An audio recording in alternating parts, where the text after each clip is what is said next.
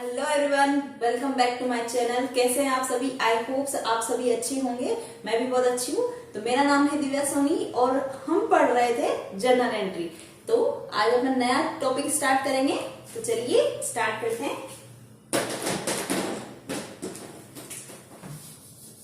Discount. कल अपन ने 3 account पढ़ लिए थे। अपन ने पर्सनल, रियल और नॉमिनल अकाउंट तीनों अपन ने पढ़ लिए थे। तीनों के एग्जांपल सहित मैंने आपको समझा दिए थे। आई होप आपको अच्छे से समझ में आ गए होंगे। जब मैं एक वीडियो लाऊंगी जिसमें मैं सारे क्वेश्चंस का सॉल्यूशन आपको बताऊंगी एक एक करके। पर अभी नया टॉपिक स्टार्ट कर देते हैं जिससे कि पूरा चैप्टर जल्दी से कवर हो जाए। ठीक है। तो डिस्काउंट हिंदी में बोलेंगे बट्टा। डिस्काउंट का मतलब होता है छूट। आप सभी को पता होगा डिस्काउंट का मतलब। तो कई भी शॉप पे अपन को मिलता है ना, किसी भी प्रोडक्ट पे इतने परसेंट डिस्काउंट मिल रहा है, इतने परसेंट डिस्काउंट। डिस्काउंट का मतलब क्या होता है? जो उसकी एक्चुअल प्राइस होती है, एमआरपी प्राइस होती है, उस पे दुकानदार जो आपको जितने परसेंट डिस्काउंट देता है, इतने परसेंट उस एमआरपी में से वो अमाउंट डिडक्ट करके आपको देना होता है। जैसे कि 10 रुपए की चीज है, उस पे 10% दुकानदार आपको डिस्काउंट दे रहा है, तो 10 रुपए की चीज पे 1 रुपया आपको डिस्काउंट मिल गया, तो आपको वो चीज कितने की पड़ गई? 9 रुपए की पड़ गई। तो वो डिस्काउंट हो गया। ठीक है, क्लियर है? क्लियर हो गया होगा आपका। I hope. अब देखिए डिस्काउंट क्यों दिया जाता है। तो डिस्काउंट क्यों दिया जाता है? डिस्काउंट एक दुकानदार अपनी सेल्स को प्रमोट करने के लिए या अपनी सेल्स को बढ़ाने के लिए डिस्काउंट देता है। कई बार देखा होता है ना कि ये अभी जैसे कि विंटर का सीजन चल रहा है, तो विंटर का सीजन चल रहा है तो कई दुकानदार अपनी शॉप के बाहर लगा देते कि इतने रुपए की छूट है, इतने परसेंट डिस्काउंट है, लगाते हैं ना। तो उनका मेन मोटो क्या होता है? ताकि अपनी सेल्स को बढ़ाने के लिए कस्टमर डिस्काउंट को देख के ज्यादा अट्रैक्ट होते हैं और वो सोचते हैं कि अरे डिस्काउंट मिल रहा है तो अपन चलते हैं उस पर। तो डिस्काउंट इसीलिए दिया जाता है ताकि दुकानदार सेल्स को बढ़ाने के लिए ही डिस्काउंट देता है। ठीक है। अब डिस्काउंट भी यहाँ पे 2 तरीके के होते हैं। एक होता है ट्रेड डिस्काउंट, एक होता है कैश डिस्काउंट। ठीक है, ये होता है डिस्काउंट, ट्रेड डिस्काउंट, एक होता है कैश। मतलब सरल शब्दों में डिस्काउंट एक दुकानदार इसीलिए देता है ताकि अपनी उसकी सेल्स ज्यादा से ज्यादा हो। क्योंकि अब अपन ही देख लेते, कहीं भी डिस्काउंट का अपन को टेक दिख जाता है, बोर्ड दिख जाता है कि हाँ ये डिस्काउंट रहता है, अपन फट से उस शॉप पे चले जाते हैं। तो अपनी सेल्स को बढ़ाने के लिए ही डिस्काउंट दिया जाता है। तो यहाँ पे डिस्काउंट 2 तरीके के हैं, एक ट्रेड डिस्काउंट और एक कैश डिस्काउंट। ट्रेड को बोलते हैं व्यापारिक, कैश को बोलते हैं नगद डिस्काउंट। ठीक है। अब ट्रेड डिस्काउंट किसको दिया जाता है? ट्रेड डिस्काउंट हर कस्टमर को दिया जाता है। किसको दिया जाता है? हर कस्टमर को दिया जाता है। और ये स्पेसिफाइड कस्टमर को दिया जाता है इमीडिएटली पे करने के लिए। पहले आपको ट्रेड डिस्काउंट बता देती थी। जैसे कि मैंने आपको अभी एग्जांपल बताया, विंटर सीजन चल रहा है अभी, तो विंटर क्लोथ्स पे डिस्काउंट दुकानदार देते हैं कि इतने परसेंट डिस्काउंट है। तो वो जो डिस्काउंट है वो हर कस्टमर के लिए, कोई भी कस्टमर जाएगा, वो कोई भी प्रोडक्ट, कोई भी क्लोथ, विंटर क्लोथ कोई भी उठाएगा, उस पे जो फिक्स परसेंट दुकानदार ने बोर्ड लगाया कि इस पे 10% है, तो वो सभी कस्टमर के लिए अप्लाई होगा। ये सभी कस्टमर को उस 10% डिस्काउंट मिलेगा, चाहे वो कैसा भी प्रोडक्ट ले। ठीक है। तो हर कस्टमर को दिया जाता है। और कैश डिस्काउंट किसको दिया जाता है? ये हर कस्टमर को नहीं दिया जाता। क्यों? कई बार क्या होता है कि जैसे कस्टमर होता है, जो रेगुलर कस्टमर होते हैं, तो कई बार कैसे कहते हैं, प्रोडक्ट ले लेते हैं, फिर बोलते हैं कि चलो इसका पेमेंट मैं नेक्स्ट डे या कुछ दिन बाद कर दूंगा, मतलब उधार ले लेते हैं, क्रेडिट ट्रांजेक्शन हो जाता है उनका। तो दुकानदार क्या बोलता है? क्रेडिट ट्रांजेक्शन, हर दुकानदार यही चाहता है कि उसकी जो सेल्स हो वो कैश में हो, ना कि क्रेडिट में हो। हाथों हाथ पैसा मिलेगा, उसका स्टॉक निकल जाएगा, पैसा आएगा, नया स्टॉक आएगा, तो वो फ्लो उसका बनता रहेगा। तो क्रेडिट ट्रांजेक्शन अवॉइड ही करते हैं हर कस्टमर, हर शॉपकीपर। तो क्या शॉपकीपर एक स्ट्रेटेजी और अपनाता है, वो कस्टमर को बोलता है कि सर अगर आप अभी के अभी पेमेंट कर देंगे तो मैं आपको 10% और डिस्काउंट दे दूंगा, हाथों हाथ पेमेंट कर देंगे। तो कस्टमर क्या सोचता है? अरे 100 रुपए की चीज पे 10% तो पहले ही मिल गया, 10% का बोर्ड लग रहा था कि 10% डिस्काउंट हर चीज पे मिलेगा, तो 100 की चीज 90 में तो वैसे ही पड़ गई उसकी। अब वो दुकानदार बोल रहा है कि सर अगर आप 90 रुपए ये हाथों हाथ पेमेंट कर देंगे तो 10% 50% और डिस्काउंट दे दूंगा, तो वो चीज कितने की पड़ गई उसको, 100 की चीज कितने में, 81 में पड़ गई। कैसे, अभी मैं बताऊंगी वो कैलकुलेशन करके। तो कहने का मतलब है कैश डिस्काउंट उसी कस्टमर को दिया जाता है जो कि तुरंत भुगतान कर देता है। तुरंत भुगतान प्राप्त करने के लिए ही एक दुकानदार कस्टमर को कैश डिस्काउंट देता है, तो ये हर कस्टमर को नहीं दिया जाता, ठीक है। दूसरी बात, ट्रेड डिस्काउंट बुक्स में नहीं दिखाया जाता है, बुक्स में शो नहीं किया जाता है, जबकि कैश डिस्काउंट बुक्स में दिखाया जाता है, ठीक है।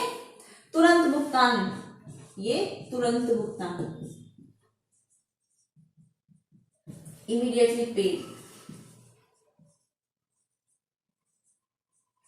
इमीडिएटली पेमेंट, ठीक है, तुरंत भुगतान के।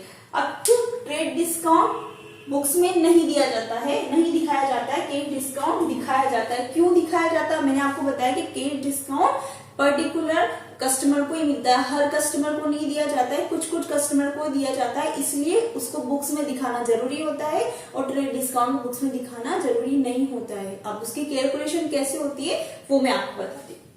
जैसे कि मैं एक एग्जाम्पल बता देती हूँ। सबसे पहले तो मैं रूल लिख देती हूँ, जो रियल, पर्सनल, नॉमिनल के, वो रूल तो हर जगह ही काम आएंगे। तो सबसे पहले मैं आपके रूल लिख देती हूँ, यही देख लीजिए रूल नंबर पर्सनल का, ठीक है। पर्सनल का रूल क्या है, डेबिट व्हाट कम्स इन और क्रेडिट व्हाट गोज आउट। फिर रियल क्या बोल रहा है, डेबिट द रिसीवर,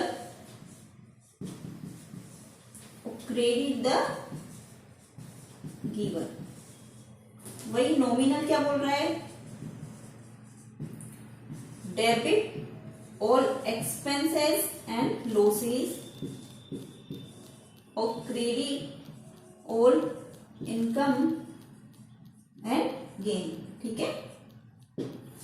ये रूल हो गए। अब ये रूल को देखते जाएंगे, एंट्रीज करते जाएंगे। अब एग्जांपल में आपको, एग्जांपल से बहुत अच्छे से समझ में आ जाएगा, ठीक है। एग्जांपल है जैसे कि sold goods to Divya 5000 rupees. Clear है, हेड टू इन्वेंट्री बता देती हूँ मैं।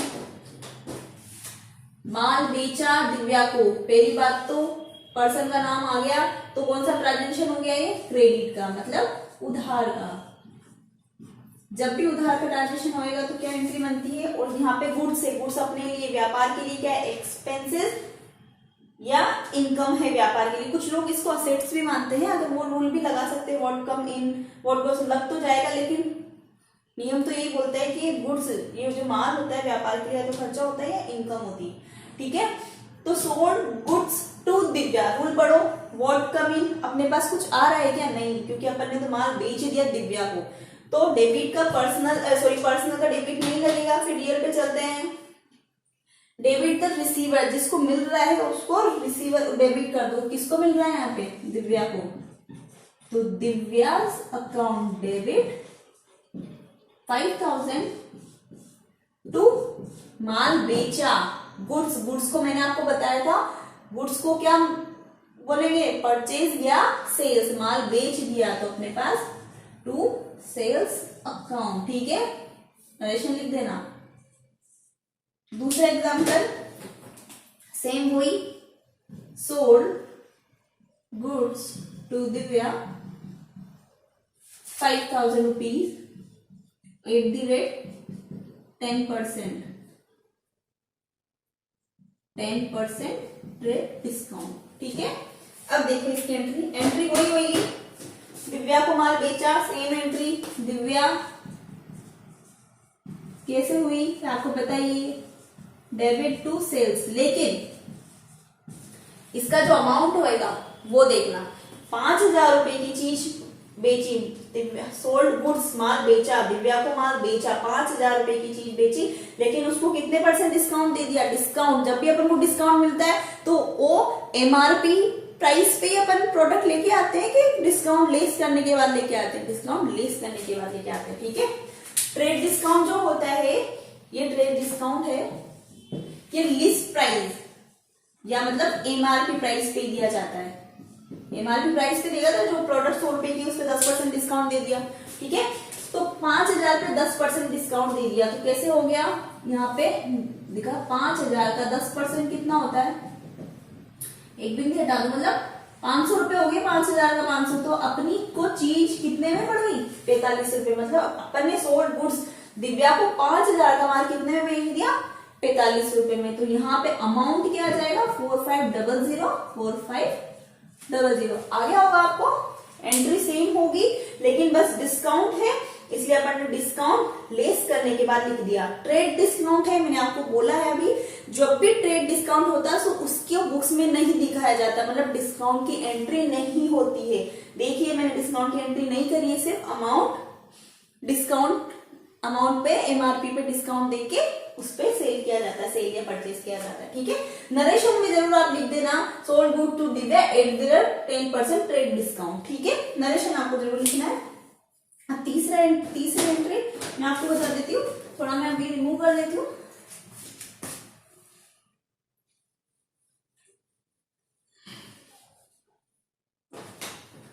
ये इमीडिएटली पेड है ना, ये मैं छोटा छोटा इमीडिएटली पेमेंट, ठीक है, तुरंत भुगतान, तुरंत भुगतान, इमीडिएटली पेमेंट पे कैश। एक एग्जांपल 1 2 3 सेम वही, ताकि आपको कंफ्यूजन ना हो। Sold goods to Divya at the rate 10% trade discount और 10% कैश डिस्काउंट, 5,000 का मान ले, सेम एंट्री, ठीक है। अब पहली बात तो आप सोचेंगे कि यार ट्रांजेक्शन सब सेम है तो इसकी एंट्री भी दिव्या टू सेल्स होगी, नहीं।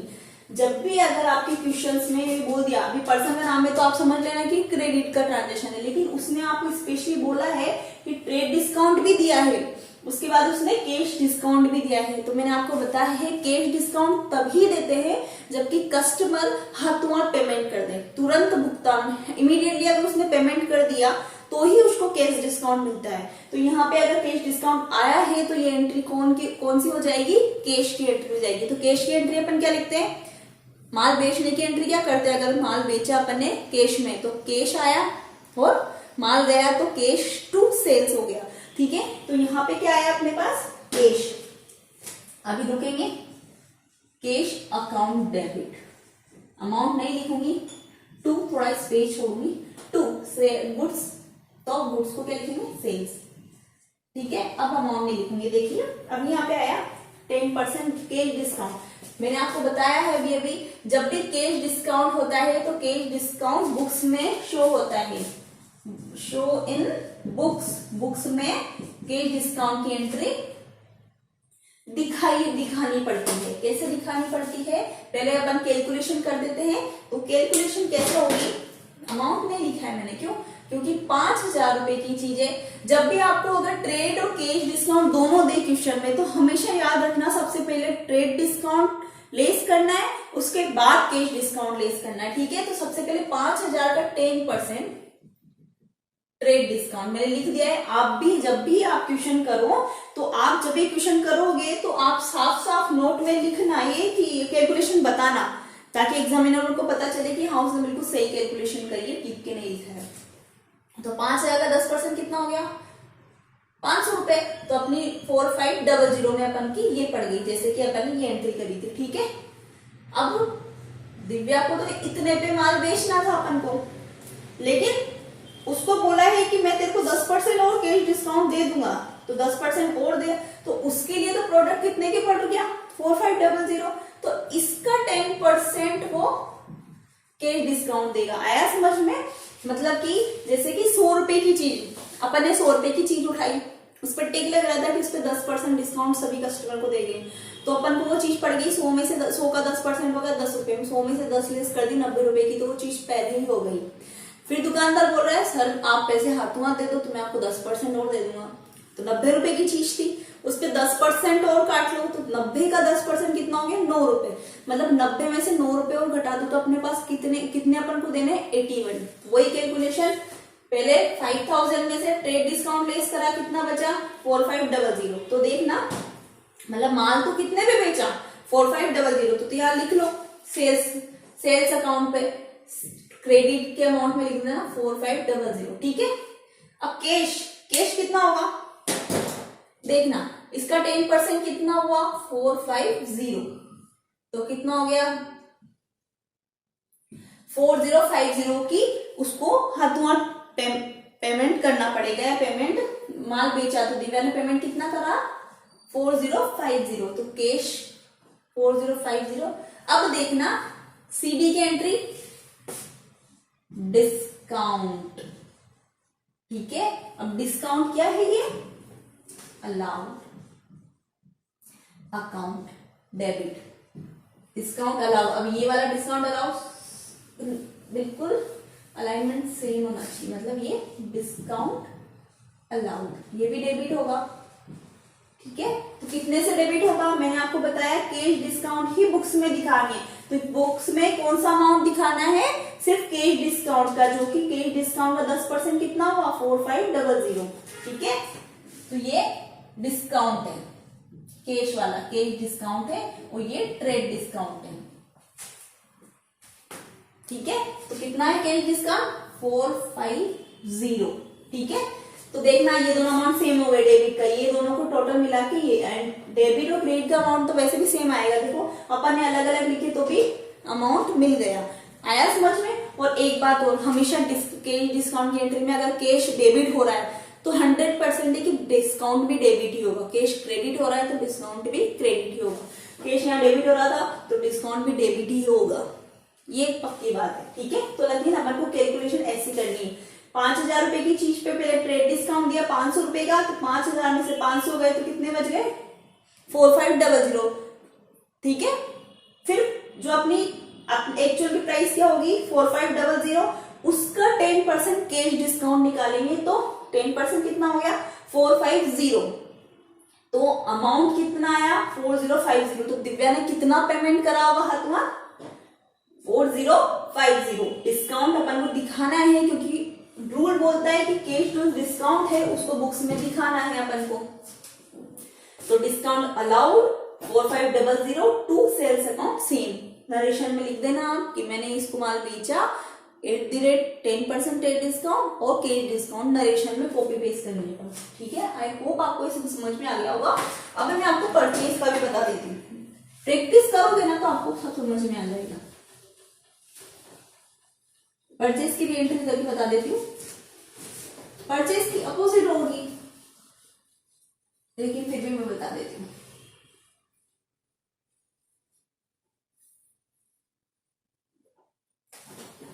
ठीक है, अब मैं आपको बताती हूँ परचेज की।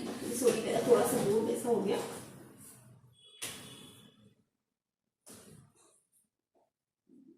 तो परचेज की एंट्री, अब मैं डायरेक्ट ट्रेड डिस्काउंट में बताती हूँ। Purchase goods to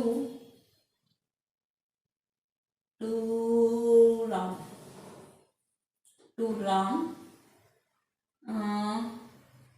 2000 rupees @10% trade discount.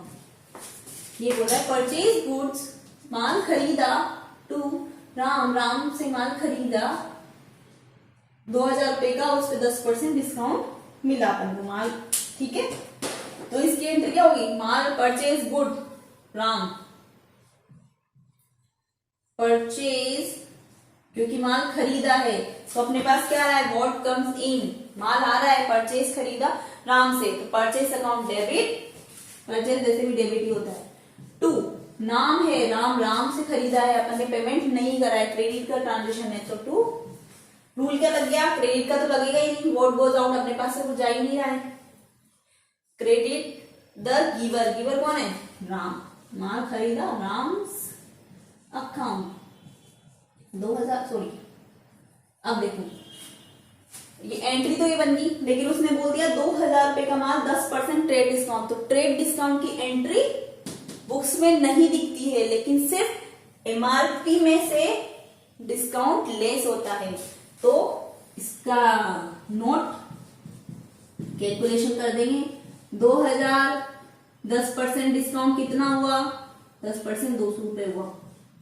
यहाँ लिख देती हूँ 10% ट्रेड डिस्काउंट, तो अमाउंट कितना हो गया 1800। ठीक है, तो अपन को माल जो अपन ने खरीदा वो कितने का पड़ा 1800 रुपए का। 2000 का माल अपन को कितने का पड़ा 1800, तो अमाउंट लिखेंगे 1800 क्योंकि ट्रेड डिस्काउंट का लेस डिस्काउंट जरूर देंगे लेकिन बुक्स में नहीं दिखाएंगे, बुक्स में इसकी ट्रेड डिस्काउंट की एंट्री नहीं करेंगे।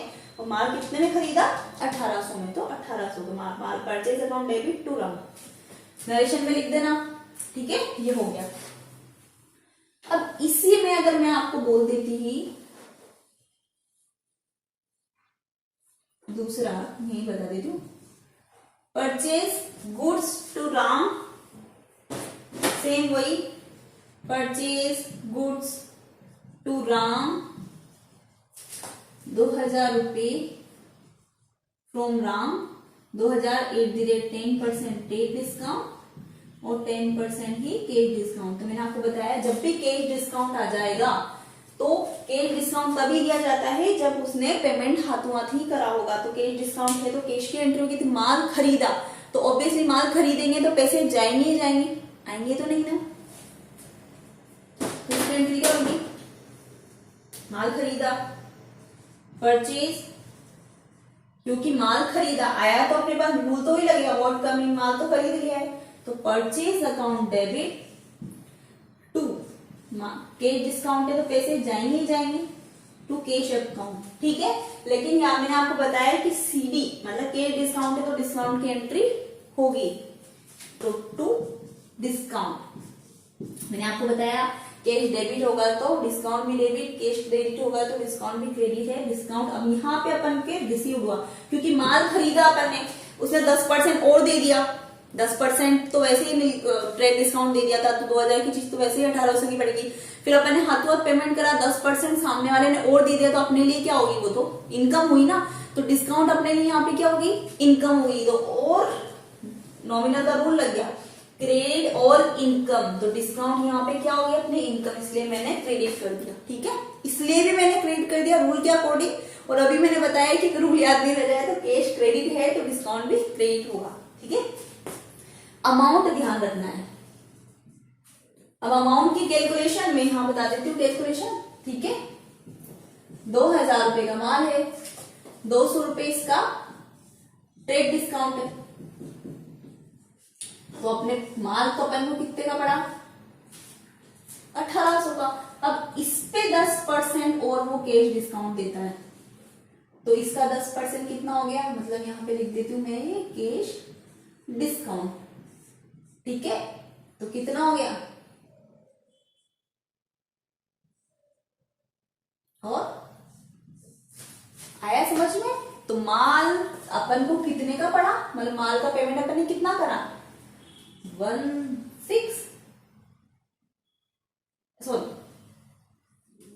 माल तो अपन ने खरीदा 1800 का, हाँ सही बोला मैंने, 160 रुपए का माल अपन ने खरीदा तो इतने का पड़ा, तो अपन को कैश में भुगतान कितना करना पड़ेगा, इतना ही करना पड़ेगा, ये 1620। देखिए अपन को डिस्काउंट ट्रेड डिस्काउंट में मिला और कैश डिस्काउंट में मिला, तो अपन को पैसा तो इतना ही देना पड़ेगा डिस्काउंट लेस करने के बाद।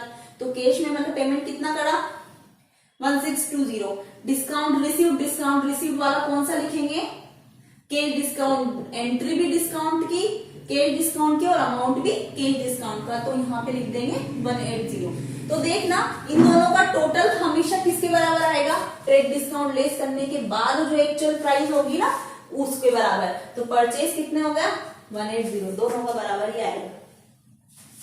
आया समझ में, आ गया होगा समझ में। ठीक है, तो आज के लिए बस इतना ही। अब नेक्स्ट टॉपिक मैं आपको नेक्स्ट वीडियो में बताऊंगी। आई होप आपको ये समझ में आ गया होगा। अगर आपको वीडियो पसंद आई हो तो प्लीज वीडियो को लाइक कीजिएगा, मेरे चैनल को सब्सक्राइब कीजिएगा और नेक्स्ट वीडियो का वेट कीजिएगा। तब तक के लिए बाय।